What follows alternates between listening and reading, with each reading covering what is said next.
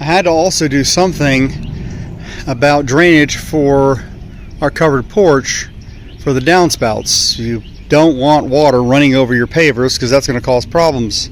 So what I opted to do, which I've got to change the end, I just kind of stuffed it in there for the time being, but I've got proper ends, the adapters that go from the 4-inch drain waste vent pipe to the gutter downspout. Probably, like I said, right now I just got it shoved in there, but I actually have the adapters. I just got to put them in, but I went ahead and put a clean out too. But that is dug under, goes under the gravel,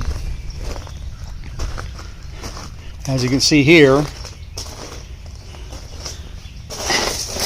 And then my other gutter downspout is tied into that as well, and that's sloped to drain off, and it drains out, which will be behind the retaining wall.